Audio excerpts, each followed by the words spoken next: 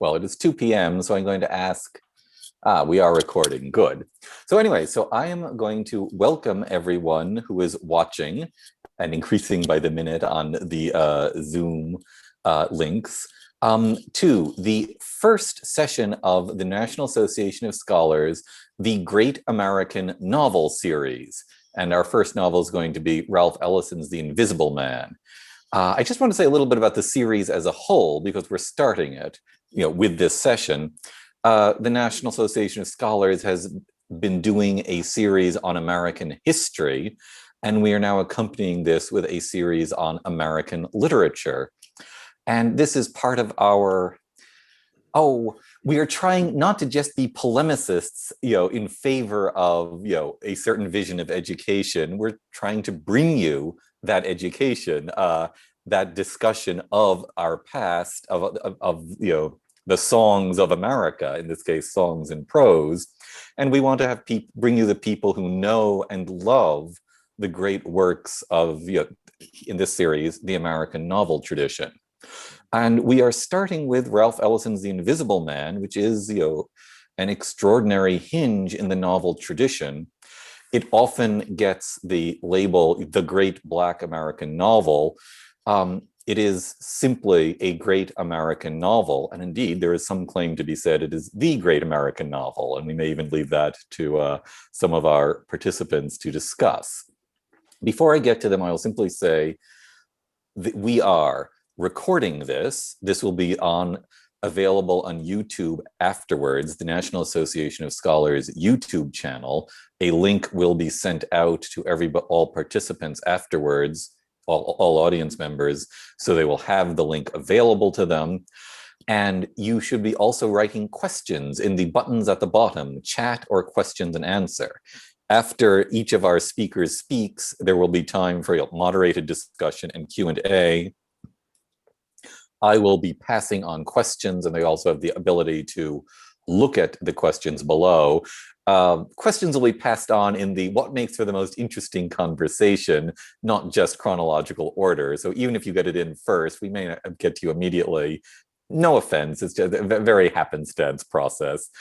If you don't have your question answered, please send me your question afterwards. That's randall@nas.org, RANDALL@nas.org, and I will pass on your questions to our three participants so that you will have an opportunity to have it answered. Now, very briefly, and they're both more distinguished than I'm going to give them room to say, in the order in which they are presenting, I believe it is Mark Shiffman, who is an associate professor of philosophy, classical studies, and social and political theory at Villanova University. Wight Martindale, member of the National Association of Scholars Board of Directors, and Herbert William Rice, who I believe goes by Bill, I've just been told, professor of English at Kennesaw State University.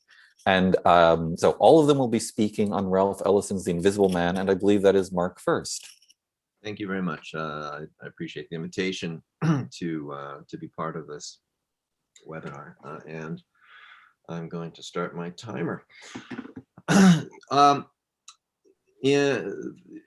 In the National Book Award competition for the novels published in 1952, Invisible Man won out over some other distinguished novels, including Old Man and the Sea, East of Eden, Wise Blood, Player Piano, and others.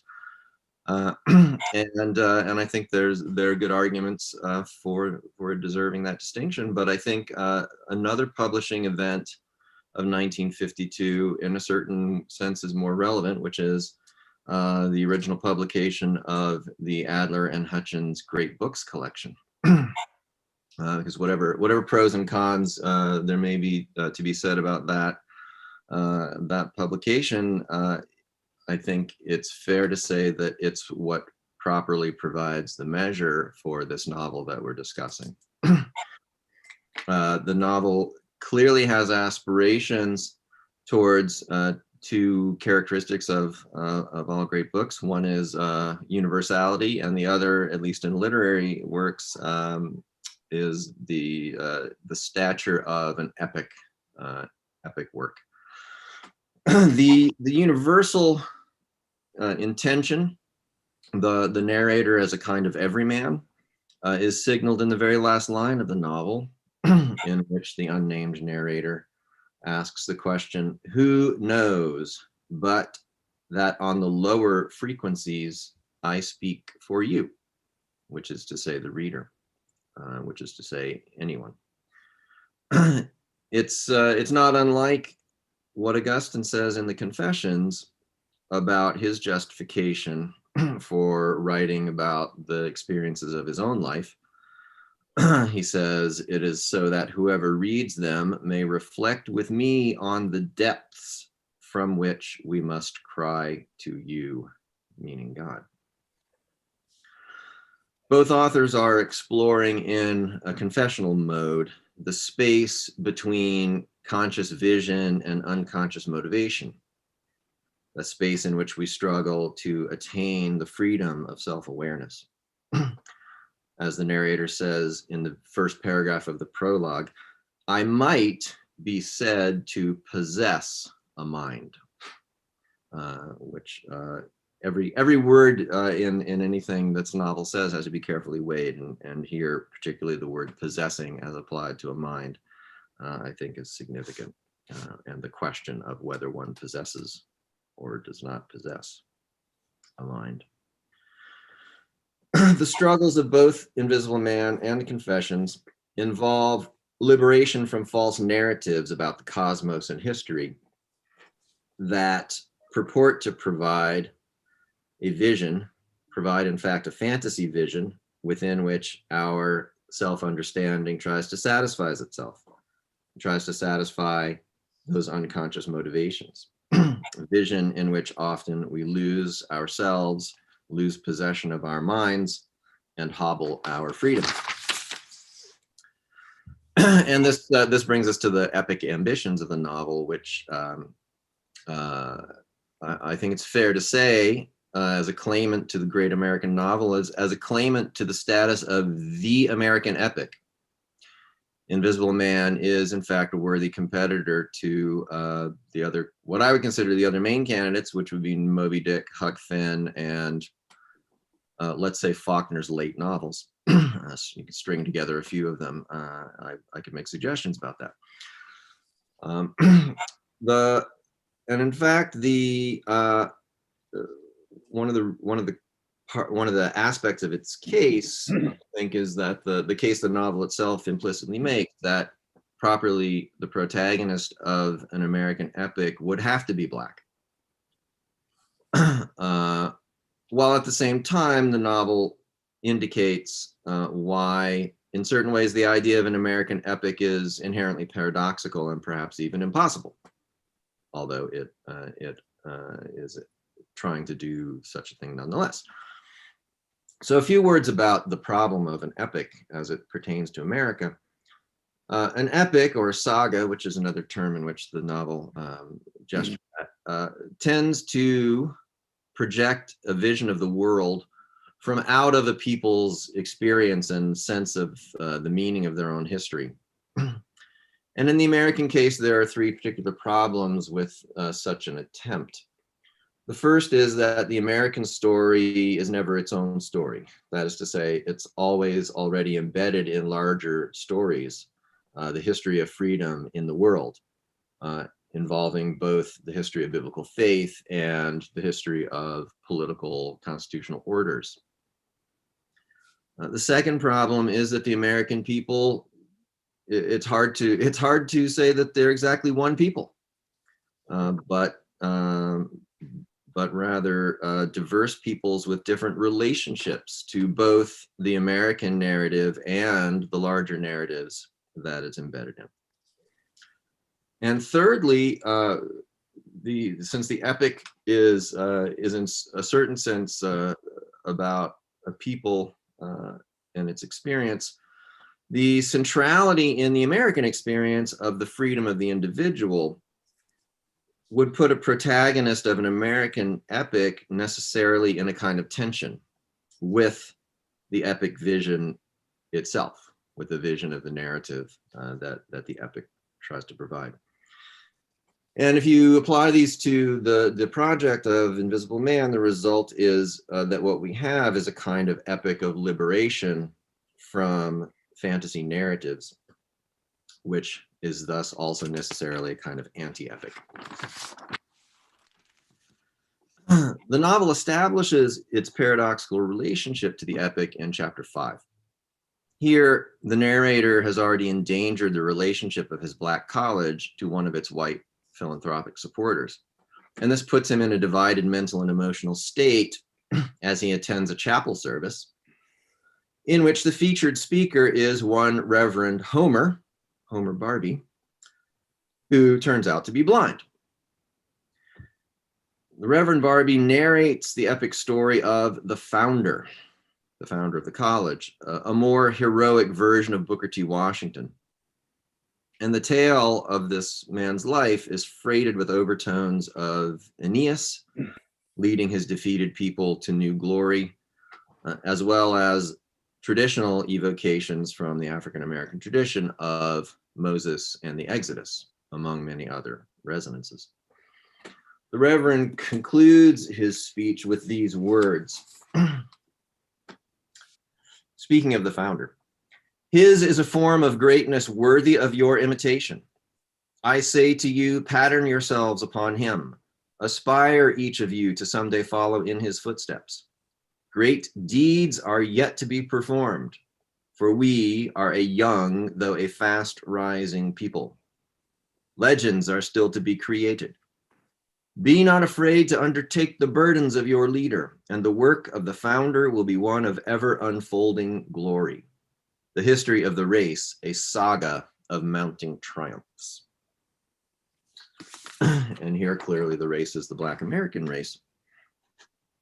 But there's a problem, which if you look at the context, we see that this epic tale of heroic struggle and liberation from bondage is rhetorically crafted to convey a message of subservience to the white patrician benefactors who are present. Men with a grand progressive vision of their white man's burden.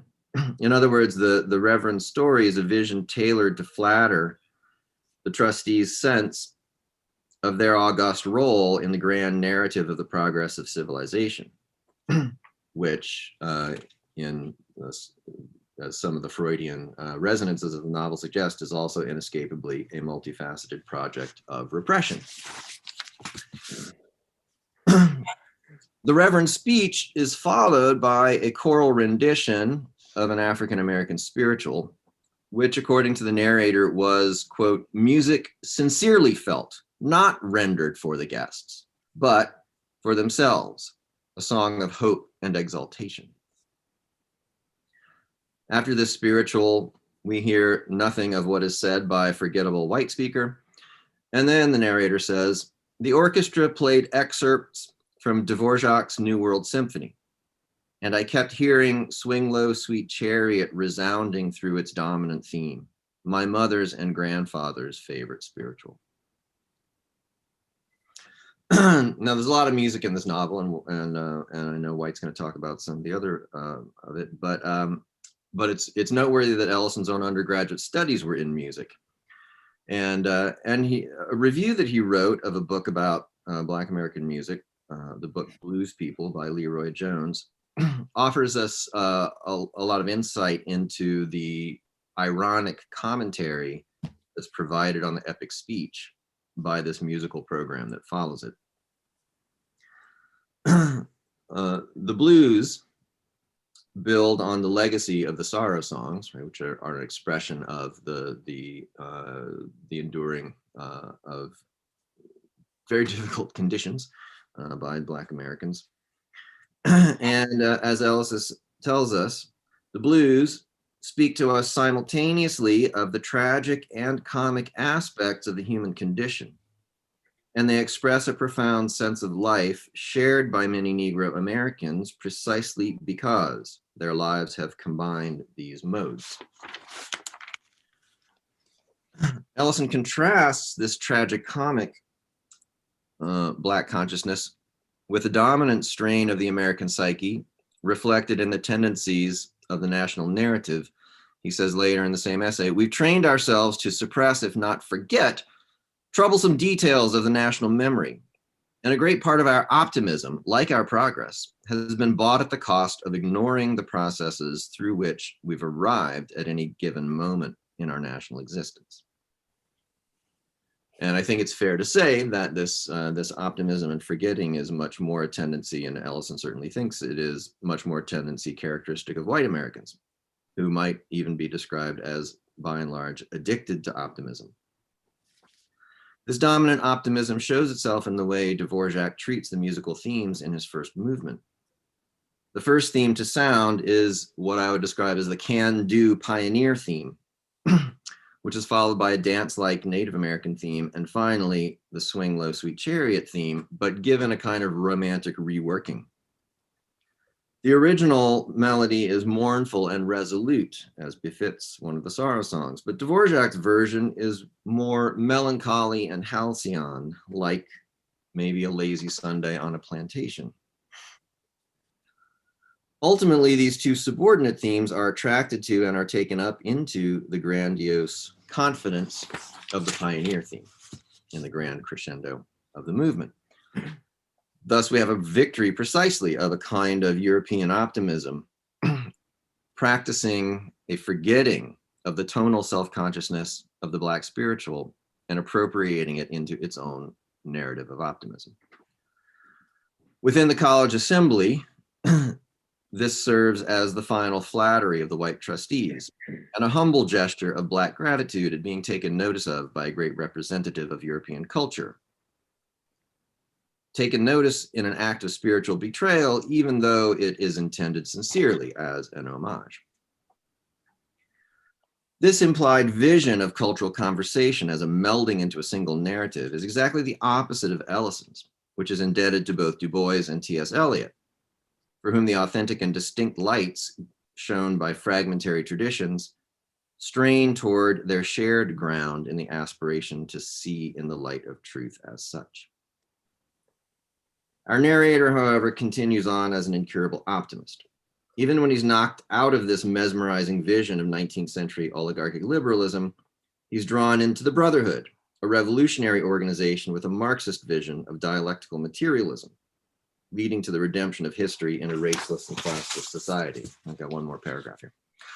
The narrator's finally pulled out of this new fantasy narrative by witnessing one of his young Black comrades, who had soured on the organization, being shot in the street in broad daylight by a police officer. He tries to organize a funeral to bring Harlem into sympathy with the Brotherhood, but something inside him is askew from this program. He barely knows what to do or say until an older Black man in the procession to the cemetery strikes up the spiritual "Many a Thousand Gone." The narrator hears in this song, quote, "the old longing, resigned, transcendent emotion, deepened by that something for which the theory of brotherhood had given me no name." He recognizes that the revolutionary progressive ideology of the Brotherhood could see in the death of this young Black man only an opportunity to foment a wantonly destructive riot and exploit the anger of the Black community for their own political agenda. It's another deliberate forgetting before the fact, as it were. In the end, the narrator finds himself alone with his self-consciousness of a sense of radical possibility and his own responsibility for what he will do with it. He finds himself reflecting on words of his emancipated grandfather about operating within the white world while keeping his mind free. And he considers what the consequences are for how he should think and feel about the principle on which the country was built and the violence to his people of the men who built it. He entertains the thought that his people need to be dedicated to that principle that defines America, quote, not for the power or for vindication, but because we, with the given circumstance of our origin, can only thus find transcendence. That is a thought that very much deserves a hearing. Thank you. Thank you so much. And I am going to say, we will go straight on then to Wight Martindale. Am I audible now? Yes. Okay. Jazz, paranoia, and charm. I have chosen these three apparently unrelated topics because I think they will help us appreciate and understand the invisible man. I begin with jazz in part because, as you've just been told, Ralph Ellison was a musician himself, and because he wrote quite a bit about it. Jazz is essentially an African-American music. It is emotionally expressive, and I believe a jazz feel is essential to Ellison's prose writing as well. Duke Ellington called one of his concertos such sweet thunder, and I think the term would not be inappropriate to describe most of this book. You certainly feel it in the episode of In the Golden Day, or Todd Clifton's doll act and tragic death. First of all, jazz is based on instrumental improvisation by the soloist, the opposite of the concert orchestra where the musicians are almost indistinguishable. The jazz combo is a collection of soloists, and they are blatantly conspicuous, always visible. Second, the heart of jazz music has always been the blues, and the blues sound is intended to move you away from the designated key to create a tension. As most of you probably understand, the blues regularly employs the flatted third, the flatted fifth, and the flatted seventh in the key of C. These are the black notes. They introduce suspense and a new feeling. The musical ground is shifting. They take you away from the tonic, but always bring you back home by the end of the line. The blues reject anger and dissonance. Ellison structures his chapters this way. They begin with stress, but end with some level of resolution. The blues are expressed verbally as well. After all, they came from enslaved field hands who had plenty to be blue about. In the blues, the music and the words may be doing different things. Wynton Marsalis, who I'm sure you know who he is, the famous trumpet player in New York City at the what is it? What I can't think of the one. Maybe a senior moment when he the center that he's at. It's at the end of where's my Marcel? What's that? It's a big concert hall. Anyway, he wrote a book called Moving to Higher Ground. In this book, he tells us, and I'm quoting now, the words say one thing, the way they are sung can say another, and the music always says something else. For all the sorrow of some blues lyrics, the music is always grooving. A groove implies dance, and dance always brings joy. Dizzy Gillespie said it well, dancing never made nobody cry. The blues lyric provides resolution.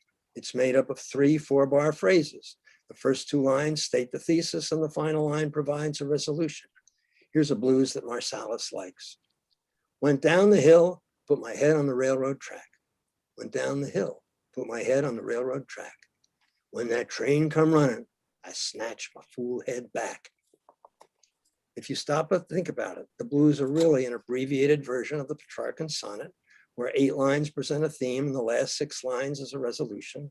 The simplicity of the blues allows for broader participation and adds individual musical expression, and the blues singer is never invisible.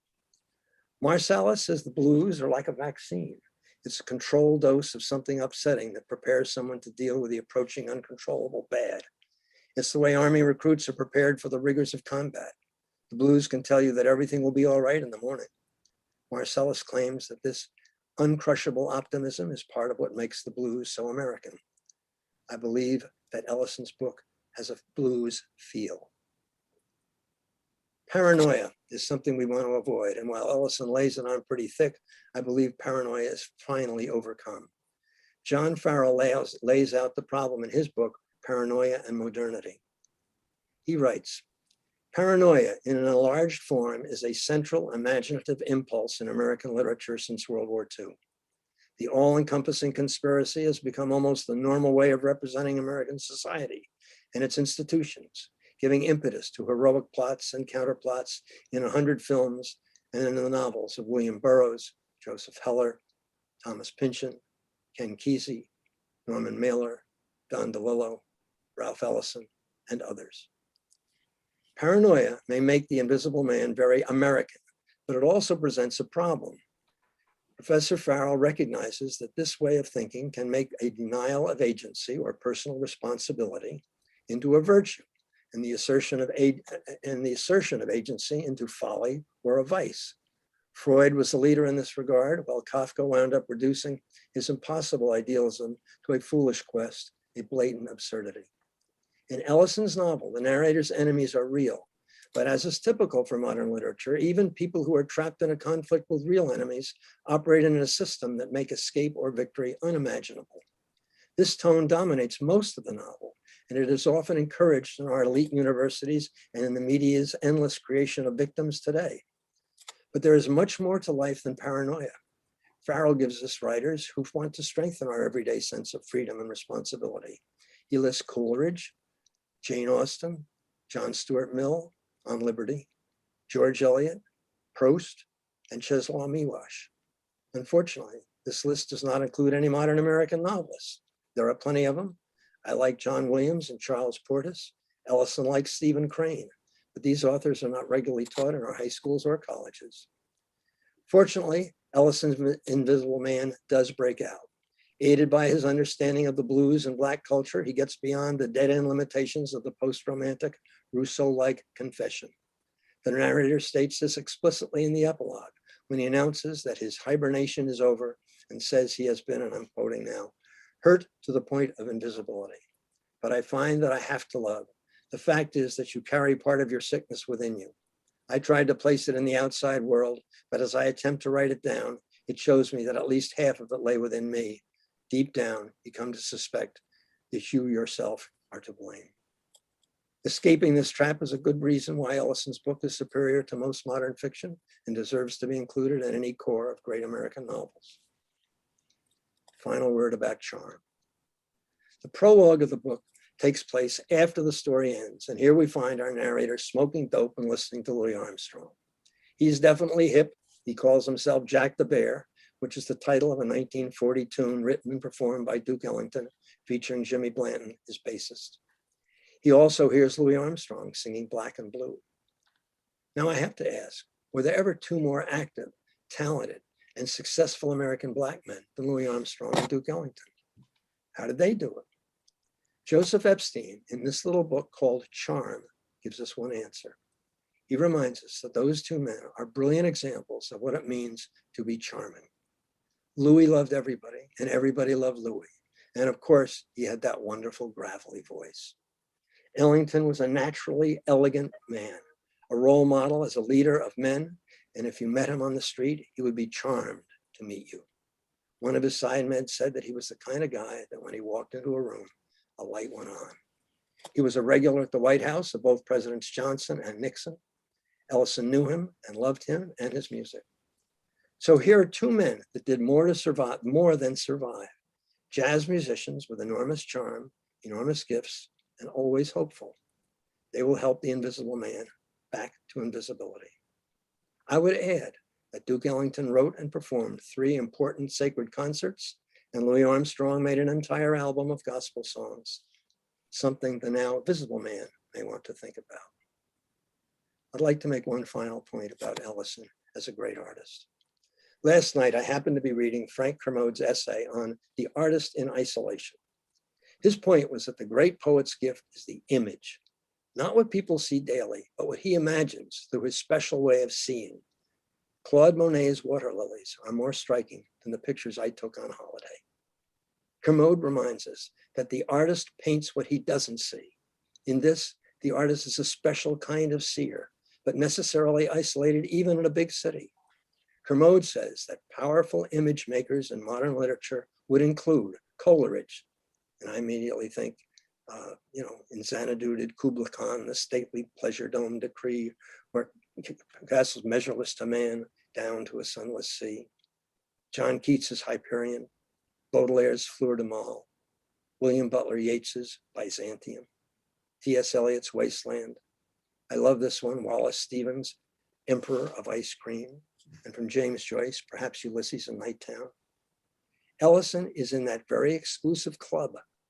His great creation is the invisible man, an image which will not go away. Thank you. And thank you so much. We're going then to go on to the third of our speakers, Bill. Yes. First of all, let me say I would like to thank the National Association of Scholars for focusing on Ralph Ellison, one of our most intriguing and important writers. And second, I would like to thank the association for inviting me to be a part of the event. When I was doing research in the massive collection of Ellison material at the Library of Congress for my book, Ralph Ellison and the Politics of the Novel, I came across what I suppose was a very early draft of what would become Invisible Man. It was entitled Diary of an Invisible Man, or something like that.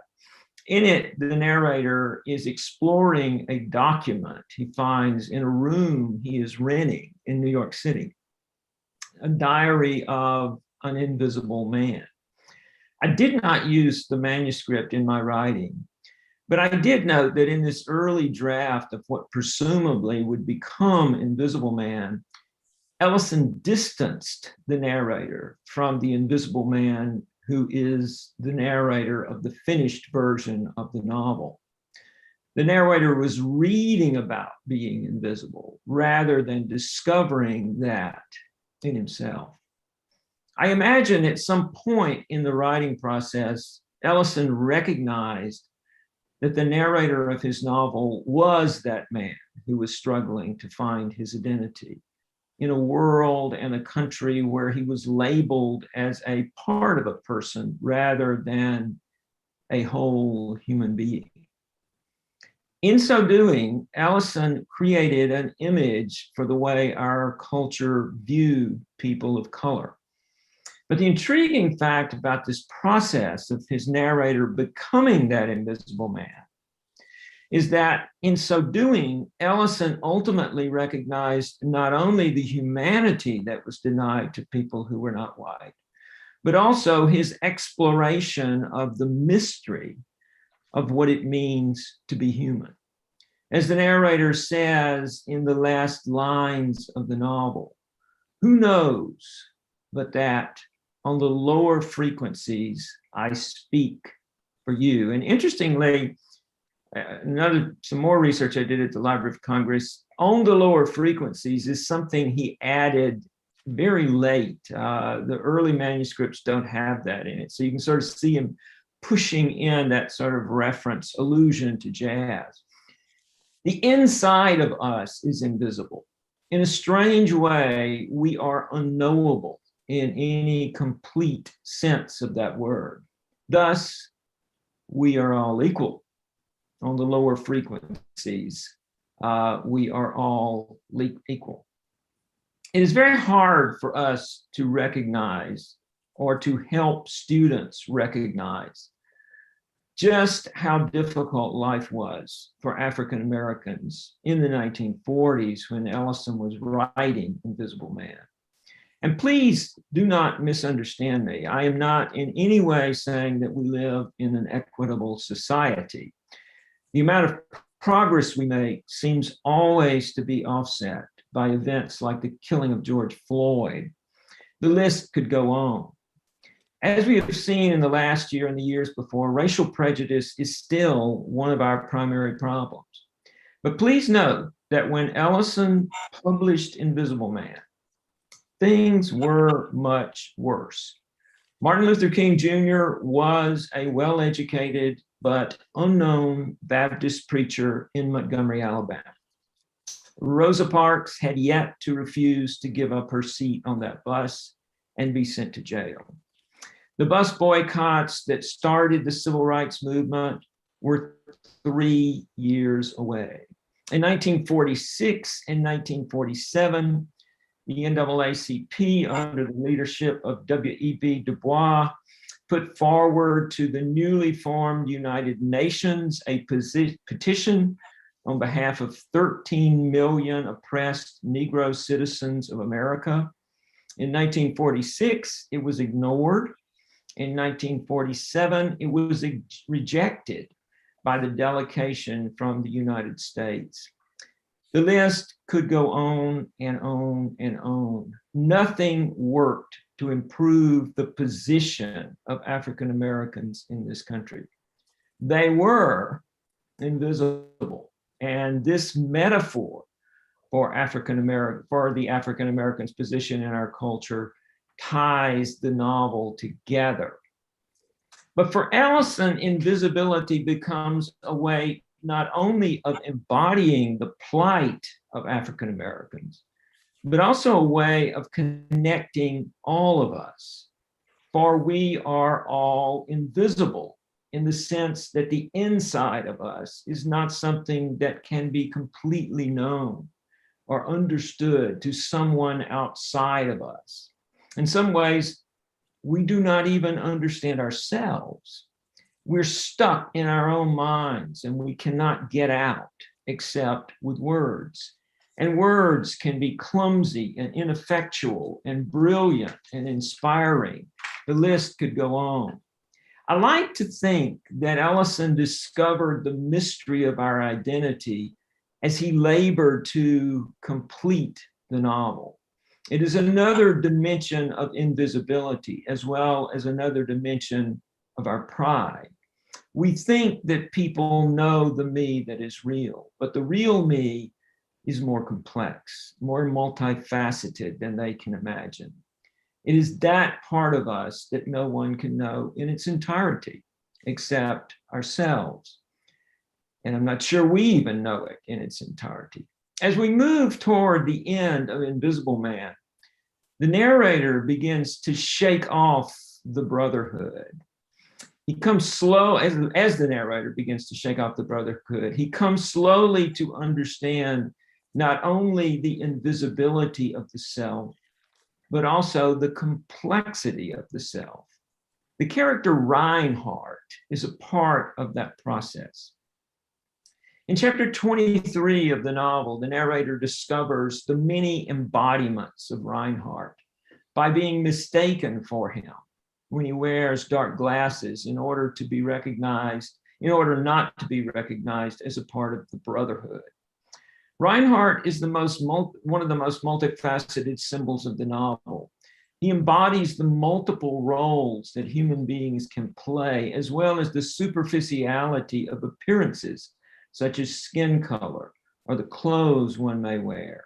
When the narrator discovers the many identities of Reinhardt, he is amazed. Could he be them all? Rhine the runner, and Rhine the briber, and Rhine the lover, and Reinhardt the reverend? Could he himself be both rind and heart? What is real anyway? His world was possibility, and he knew it. He was years ahead of me, and I was a fool. Actually, when I teach that part of the novel, and I've taught this novel many times, one of the things I do is I go into my class in a disguise. And I ask them why I'm wearing a disguise, and I force the students to go to this section on Reinhardt, which suggests the way in which identity is something that we can't quite explain. This is a rather remarkable discovery for a character who has lived in the midst of racial prejudice. The world is possibility. That is what the narrator says in response to Reinhardt. How many people live with the notion that the world is limited and frozen? But at this moment, the narrator of Invisible Man discovers possibility. One is not defined by skin color. And please remember, he was writing this in the late 40s, before the Civil Rights Movement. Yes, he has been used by the Brotherhood, but now he can play their game and use them by playing a role. But ultimately, that role does not last. for the Brotherhood has another card up its sleeve. It is no longer the defender of people of color. It is stoking the fire of rebellion, creating a riot, and thereby hoping to gain power in the midst of the chaos the riot brings into being. Standing up for African Americans was only a means to an end. How often has that been the case in American history? Remember Donald Trump's now famous line, "I am the least racist person you've ever encountered"? How did that work out for our country?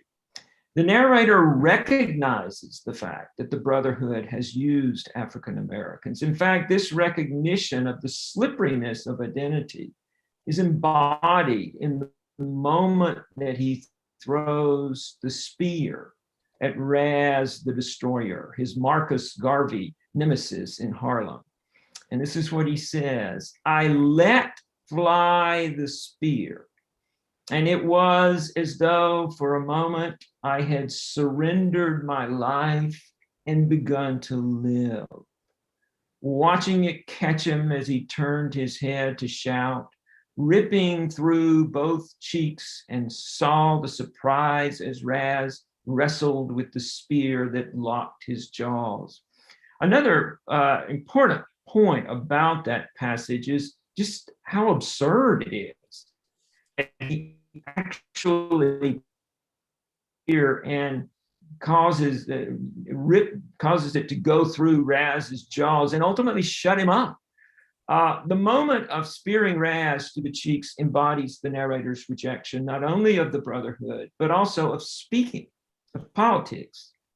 Thus, he goes underground and writes what Ellison often referred to as his, meaning the narrator's, memoirs, the text of Invisible Man. But the epilogue to Invisible Man leaves us with many questions. The narrator clearly rejects his past.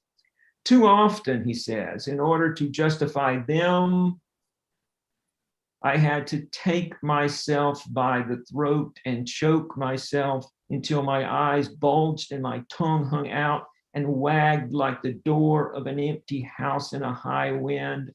At another point, he muses, "No one really wished to hear what I called myself.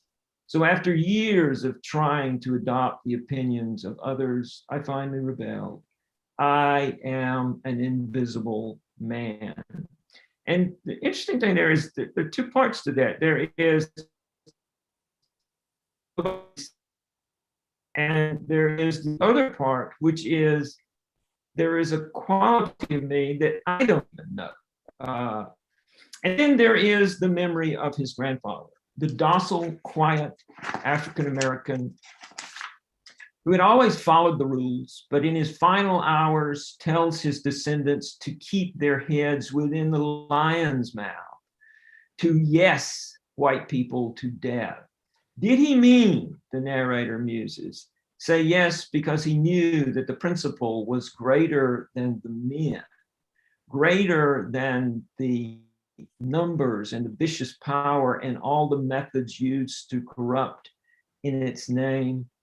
Those who are Black are older, meaning that they have suffered more.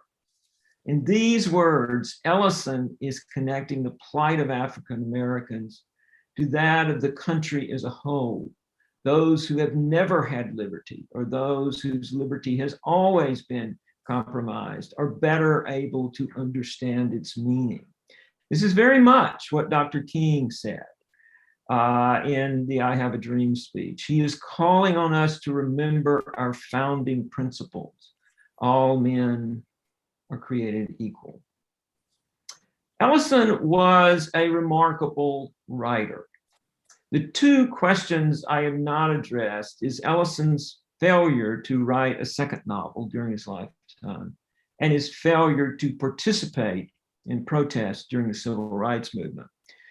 These are both criticisms that have been made of Ellison. And of course, you probably know that when the Black Power movement came along, he was a favorite target of the movement.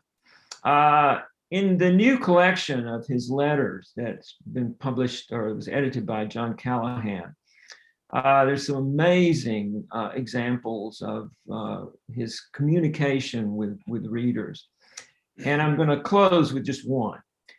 In a letter he wrote in 1963 to Patsy Brill, a reader, he responds to the criticism of his failure to participate in protest.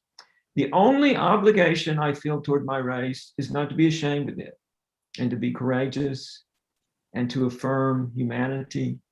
I do not feel that this is an obligation that should take precedence over my obligation as a novelist. Thank you very much for having me.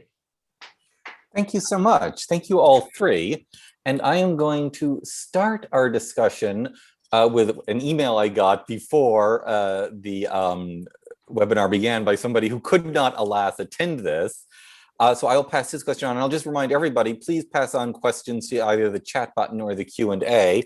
Otherwise, I'll be forced to think of questions myself. It's a terrible prospect. But so the question is, I wonder if the moderator might be willing to ask the panelists a basic question. What kind of novel is Invisible Man? Is it realist or fantasy or what? I think the book follows the logic of a nightmare. Perhaps it is a stupid question and the answer is obvious, but I haven't seen it discussed directly and would appreciate some orientation. You could certainly call it a coming of age novel. I think it's a bit more than that. I'm not real comfortable with pigeonholing novels. I think they're far too complicated to do that. Certainly a novel like this, but it's a coming of age novel that has an interesting twist.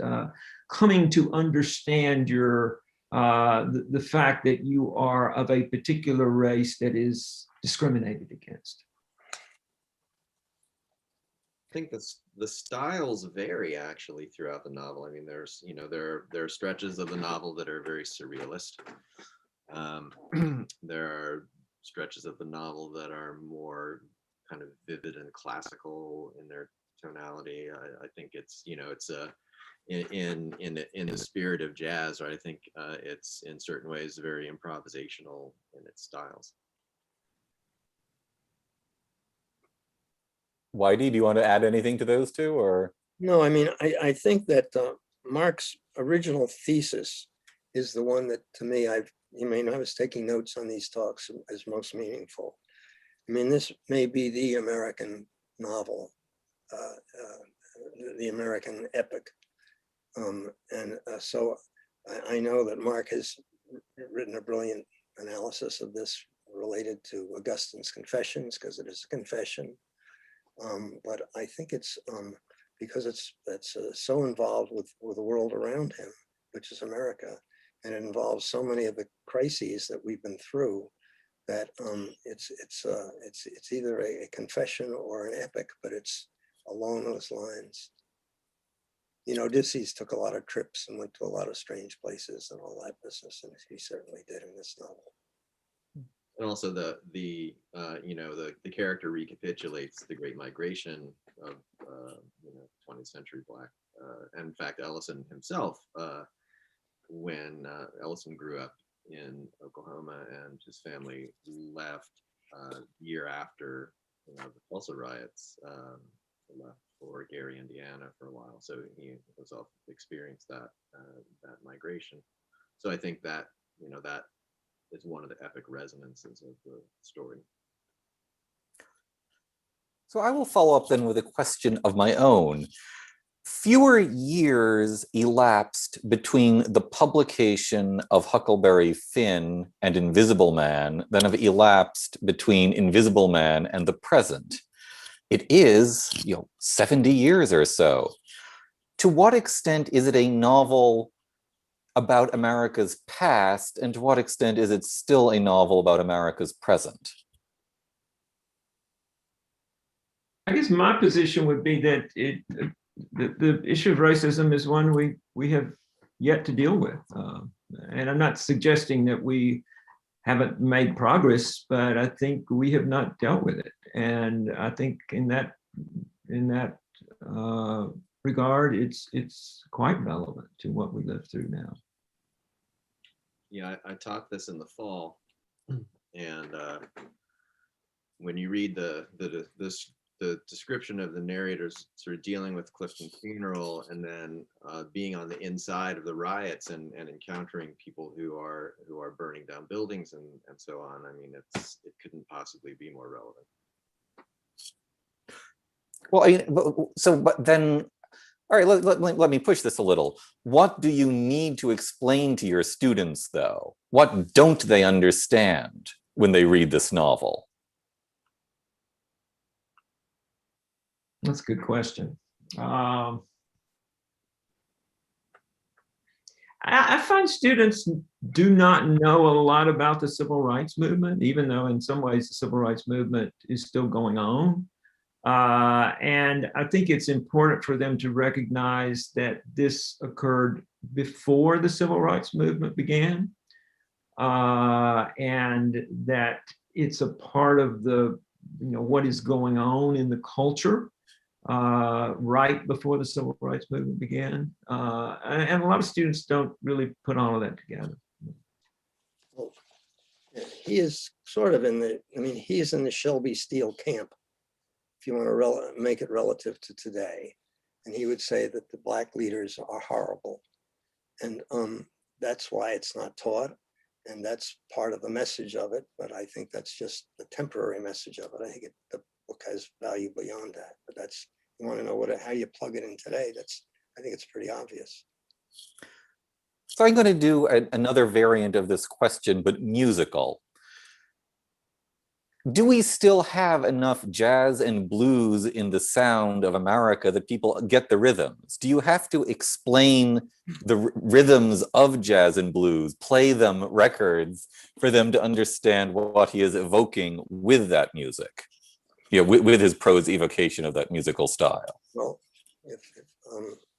let me start, because I talk so much about music, but I'm sure I'm not going in with an idea about this. The music has been corrupted and has been deserted by Blacks. The blues, it's hard to imagine something as primitive and simple as the blues when you're watching a Super Bowl halftime show. But I'm going to read you something that I got from bird watching. I have the book in front of me, which is one of his essays. And he asked jazz drummer Art Blakey, who is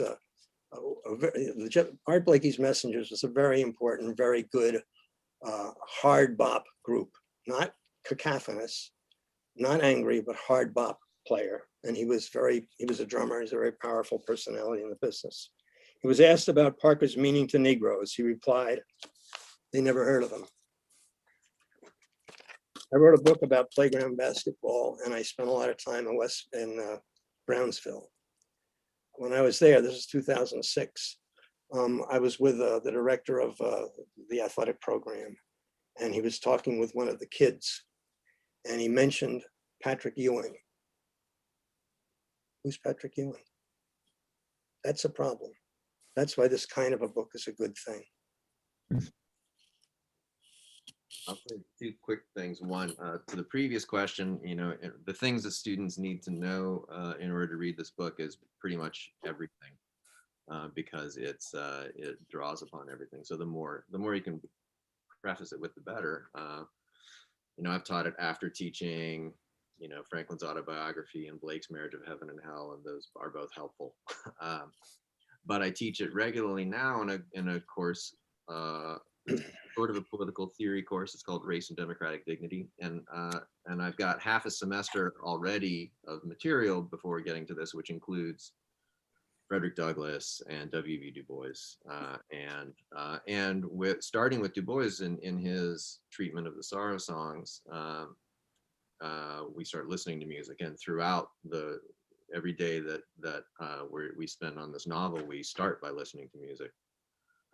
And one of the interesting things that includes blues and jazz and spirituals and all of it. And when I teach the chapter that I talked about, I have them listen to that first movement of Dvorak, and it's one of the best discussions that we have.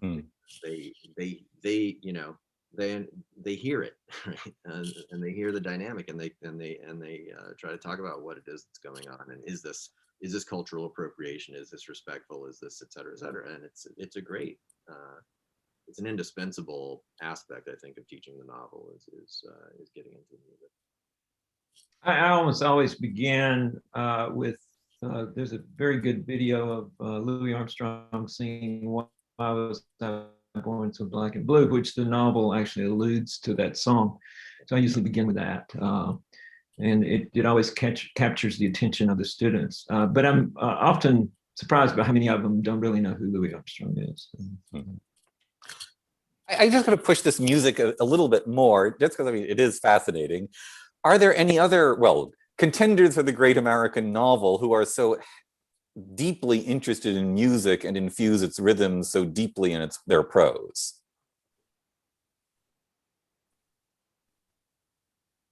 Answer. I'm thinking too. I can't really come up with anybody right off the top of my head. Maybe Kerouac, a little bit of jazz and Kerouac on the road. I haven't taught that in a while, but I know when I teach it, when I have taught it in the past, I usually play music. It's a hard, I didn't mean to interrupt, David, it's a hard question because the blues is a cultural expression. It's not just Bill Haley and the Comets or, you know, the Beatles or this group or that group or whatever that came along, Chubby Checker or whatever. It's more than that.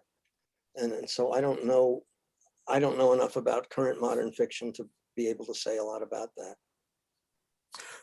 No, I guess this is sort of pushing, I suppose, the idea that perhaps one of the things that makes Ellison distinctive is indeed the musicality of his prose. Actually, I mean, so you're saying that nobody now gets it. How many people at the time actually knew this music well? I mean, how many of his readers, black and white, were as familiar with jazz and blues as he was? Extraordinary. There was more jazz played in the 50s than there was in the 20s. It was the post-war period was a very lively time.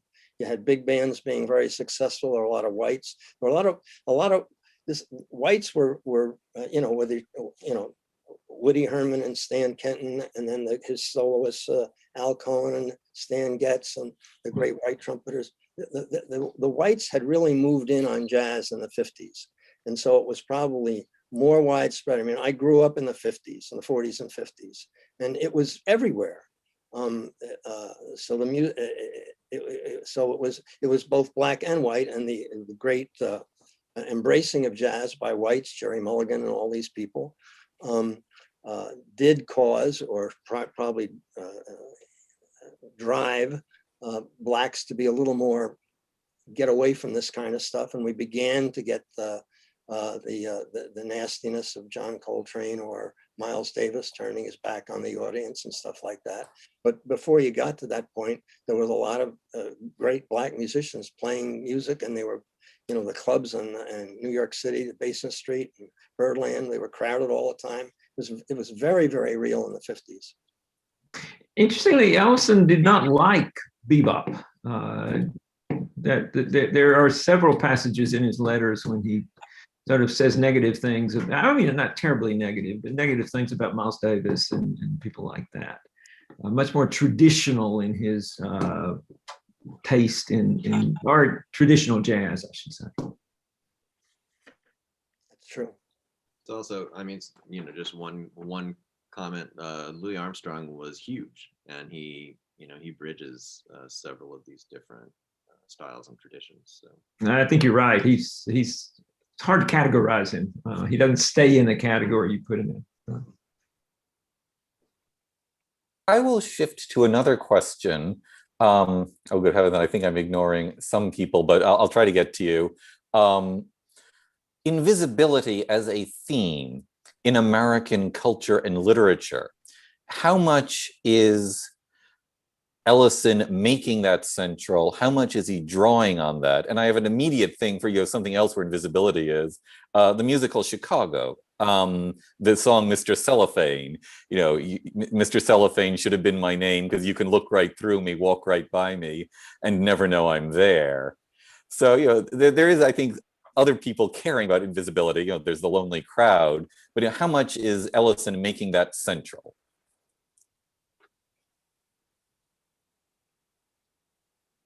Well, Mark, I mean, I think he is enlarging what you mean by invisibility. I mean, that's what the book's about, I think. So in that case, he's just awakening self-awareness in the rest of us about what invisibility means. I agree. I think that was my concluding thing. The invisible man, that is not going away. Yeah, I agree. Yeah, and I have it. So that gives me the opportunity to make one small kind of criticism of David's introduction, which is that the title of the novel is not The Invisible Man. Invisible Man. It's the title of another, right? The title of the novel is Invisible Man, which is it's about the human condition. Yeah. I'm terrible on that article, I confess. I've been making that mistake for 30 or 40 years now. I hope Ralph Ellison will also forgive me. Question from the comments. Ellison seems to possess no anger in looking at the situation of Blacks in America. Could the panel discuss the issue of anger in the Black community now versus then? Does anger mitigate against creating great art and great music? Well, in the epilogue, he addresses this, and he actually talks, and I think Bill alluded to this a bit, but he talks about the writing and the narrating itself as a kind of therapy of anger, right? That is to say, there is a lot of anger, and part of the problem is that, in fact, it's a kind of decisive moment in the character's development when he allows himself to feel the anger that he feels instead of suppressing it, right? This is a crucial moment of his ability to know himself and to understand what he's going through. So it's not that there's no anger; it's that two things: that the anger has to be put into a larger perspective of the good that it serves, and in putting it in that larger perspective, the narrator says that the anger is there, but the fundamental thing is love, and what he realizes in trying to be truthful and faithful to describing everything that he's been through and the people that he's been through it with, that it's impossible to have that faithfulness to the experience without having some love for the people that you're trying to understand and describe. Anyone else want to follow up on that? That was a good answer. I agree. Well, anger is so popular today that that's one of the problems of the book, because it does overcome anger. But it only gets you so far. And another book that I teach this in the context of is Plato's Republic, and one of the things that the Republic addresses is that anger, in a certain sense, is the political emotion, and so there's an important kind of psychological economy that involves anger. Actually, a great companion book to read with this, as Peter Wood's letter points out, is Malcolm X's Autobiography. Malcolm is very angry. Yeah. But Malcolm, in his anger, he doesn't always succeed in being fair, but he always tries to be fair. Yeah. And he knows this about himself. I am going to go on to another question from the comments. Would the panelists comment on Irving Howe's exchange with Ellison on novels of Black plight and protest? And this is The World and the Jug essay by Ellison in Shadow and Act. We were actually mentioning this before the panel started. I think it's an excellent demonstration of how forceful Ellison can be. I mean, he was taking what could well be considered an unpopular position, and he was very forthright in standing up for that position. It's a very angry essay.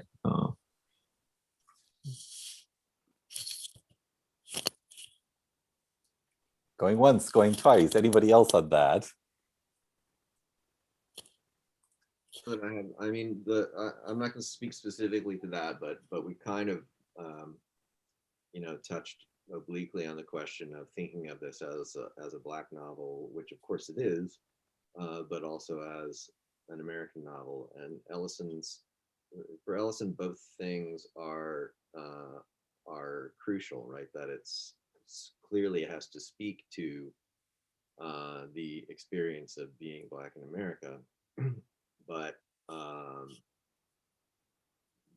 it's always reaching beyond that to something, you know, to be part of. This is why, you know, I think it has to be seen in the context of the great books, because it's very clearly trying to be a part of that larger human conversation, right? So it's even more than an American novel, but it's an American contribution to this great tradition.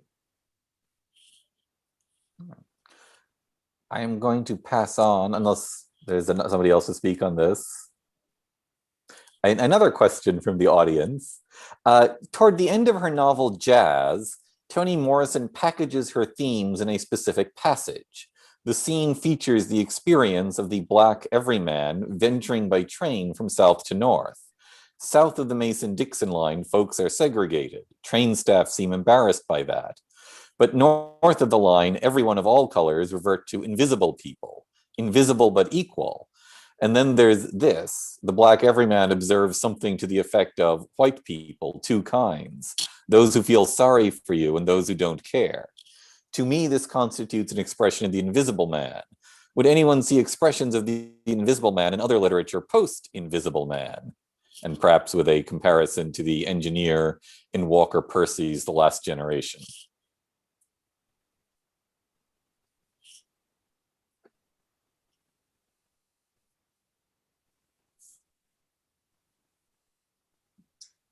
I'm trying to think of some comparisons. I'm drawing a blank.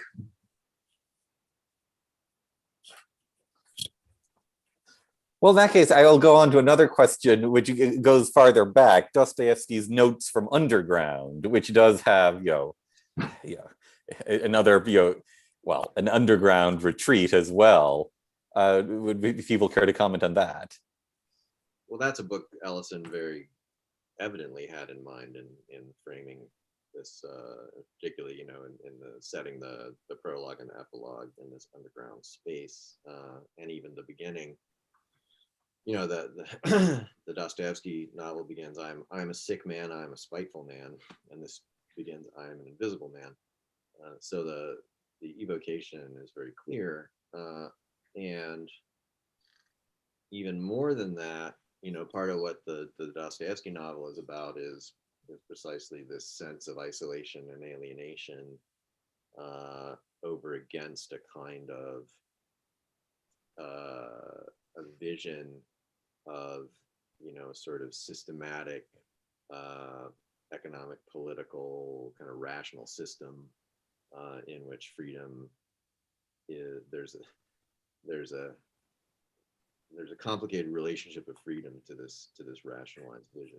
So it's very much not even in the background. I mean, it's in the foreground. Other people in Dostoevsky? I'm going to then shift again to, well, perhaps a question of my own. So I have gotten from conversations with the three of you before this began that I believe all three of you came across this novel in graduate school And I think that all three of you have taught it to undergraduates. And I guess a question is, when should people be reading The Invisible Man? And I suppose, how does one teach it at the more basic levels? How should one teach it in college? How should one teach it in high school? And again, I'm going to assume that one teaches, there are different things one gets if you're approaching it for the first time at different ages. I don't know. I think it is more teachable than Huckleberry Finn, which is before the use of the N-word was taught very widely. So I think that in junior, senior of high school, it would be completely appropriate. It depends if the teacher can handle it or not, and how the teacher wants to handle a book. But as Mark points out, there's a lot you should be reading before you read it. There's a lot you can read along with it. I think it's extremely teachable at an extremely, what I would call, early age. Keep in mind also, we're having a conversation here. I teach it in 2 weeks. That's roughly 5.5 hours of class time. Mark probably spends more time. That's I don't know, many hours to figure this thing out and to pick through it and all that. And I think that it's a book that survives that process very well. That is, there's enough going on in every single chapter. Every single episode is so remarkable that it's worth a lot of time in a high school. I can't imagine any high school in America that would teach it, but I would certainly hope someone would try somewhere, someplace, somehow. Yeah, I find it to be quite teachable, and I probably spend, I've taught it many times, probably spend 2 to 3 weeks on it. And there's certain scenes that I go back to because we're able to sort of go through them in class and read the dialogue, almost reenact it. And I find that students tend to respond very positively to it. And now I'm teaching college students, English majors, but they very much, they know enough about the civil rights movement to sort of see this as something that came before it, and is sort of in many ways almost expressing the kind of frustration that African Americans felt prior to the civil rights movement, and still feel in many ways. Yeah, it's a kind of extraordinary thing about the way the book is written that that at any level of engagement, it's a very rich book, right? So if you read it in a week,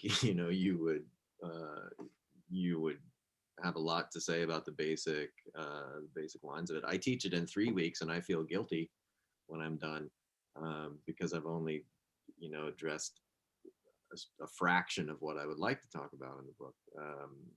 It could easily be an entire semester course, but then the problem with that is precisely that you do need to you need to have a lot of other things on the table to really see the depth and the richness of what Ellison's doing in the novel.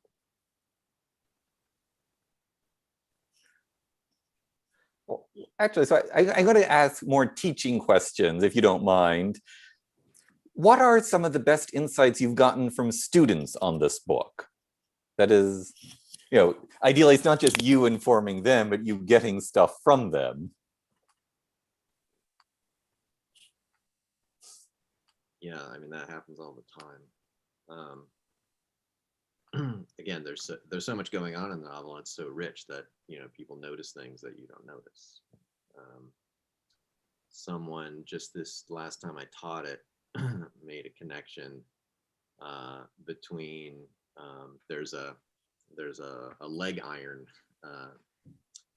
that is a gift to the narrator late in the novel, but there's also one on the headmaster's desk, the president of the college desk, that just appears very briefly, and if you compare the significance of that in these 2 different scenes, it just it opens up another whole thread of the novel, and I had never I'd just not noticed that before, and a student pointed it out in a one-page paper. So that kind of stuff's just always happening. David, I'm being silent because I haven't taught it recently enough. And so much has changed in the, political world around us now that anything I told you about 1998 wouldn't be really important, or 2000. It's just too long ago. But It's only popular. certainly has that, again, because there's so much there, it lends itself very well to a very collaborative reading process. All right. I am getting another question from the audience, which I'm then also going to pass on. Could the panelists comment on the significance of the incestuous scene early in the novel and how that fits within the wider scope of Ellison's intent for the piece? It's the scene that has most lingered with and confused me after reading the text. I must say it also has, I remember it actually rather vividly, not having read the novel for 20 or 30 years at this point. You want to start, Bill? Well, I think part of the point is, of course, that the white community treats this character, and I'm blanking on his name, treats this character, Trueblood, yeah, Trueblood. Again, the name is interesting in itself. But the white community treats him with compassion. They sort of are very open to this guy, whereas the narrator is fiercely angry because they're going to see him. And of course, the point there is that the white community is interested only in these bizarre situations. They're not interested in the everyday lives of African Americans. And it has, so I've got about 10 things to say about that, but I'll limit myself to 2 or 3. One is that Ellison is very conscious of Freud. Freud explicitly comes up in the novel, and I think one of the themes that I focused on was the sort of function of fantasy in our political and sort of cultural self-consciousness. And I think certainly Bill and Whitey are old enough as I am to have encountered the days in which people tried to be sort of Freudian in their political analyses and talk about the president as father figure and all this, it's kind of garbage. But I think Ellison understood the political application, the political implications of Freudian psychology far better than Freud himself ever could.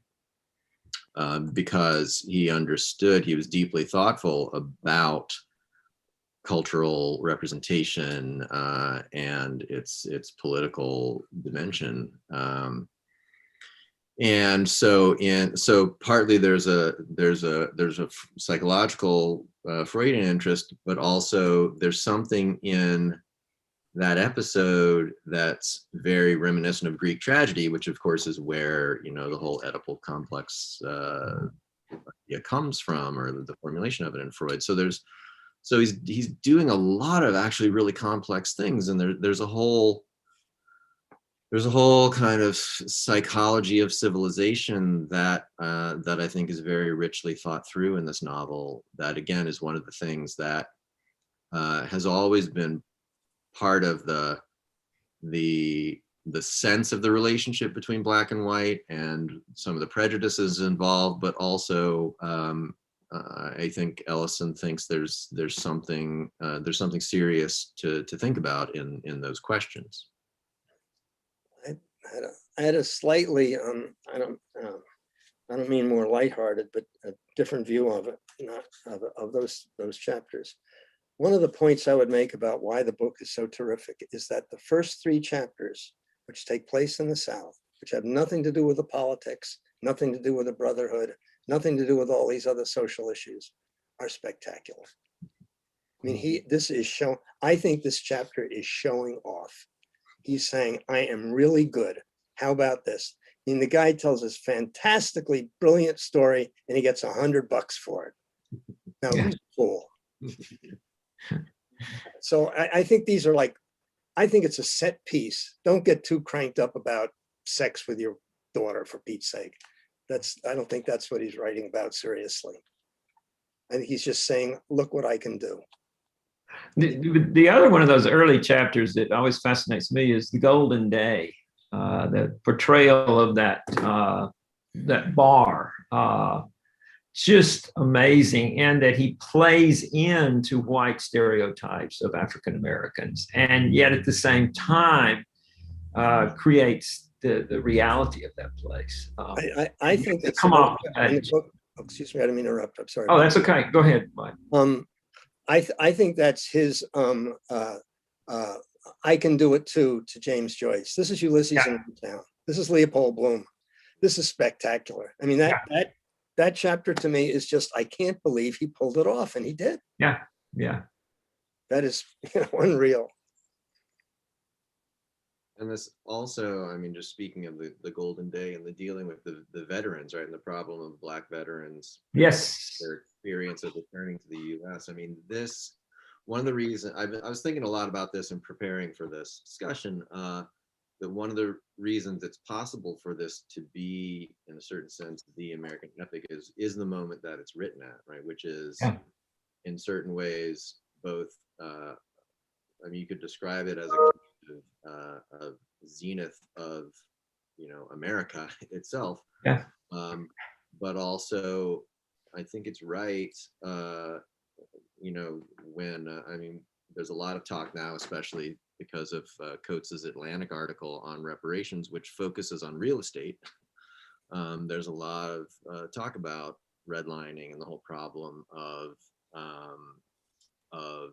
the sort of the denial of opportunities that ought to have come above all to Black veterans to, establish, what we call the American dream, right? As a sort of reasonable, comfortable middle class life, which, and again, the novel, the narrator gets into the Brotherhood because he's protesting an eviction, right? So there's something very, I think, pivotal of tragically lost opportunity at exactly the time that he's writing this, that to my mind is one of the things that's decisive for the persistence of these race problems between then and now.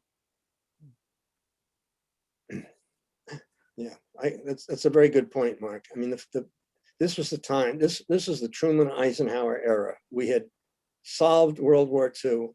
We were pulling ourselves together. Where are we going from here? And that does make it put in a very special time in American history. And we did some brilliant things, and we did some not so brilliant things. And that's all I had to say. I think that the time was an important. The 50s were an important moment because we followed it with the 60s. That's right. I have one more genre question, following up from one of the earlier questions, what genre is this? Is it a picaresque novel? Is it, Huck, let's say Huck Finn is a picaresque novel. Is this a picaresque novel too, in some version or another?